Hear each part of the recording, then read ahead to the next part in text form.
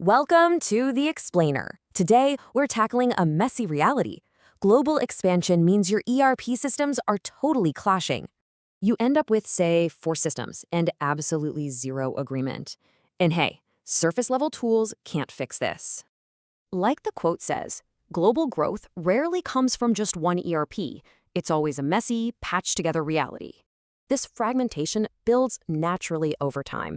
You roll out SAP, acquire Oracle later, and just inherit clunky legacy systems. Suddenly, your different business entities are speaking completely disconnected data languages. They literally cannot understand one another.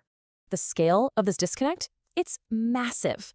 You're now wrangling 4 entirely different charts of accounts. And that friction compounds fast, because you also have 4 completely different costing methods in play right now. The harsh reality is there's zero shared definition of intercompany markups. Nobody actually agrees on what things cost. Sure, consolidation tools can match surface-level invoices, but they completely fail to reconcile the complex cost logic underneath. So how do you report on a critical number that literally doesn't exist anywhere in your systems?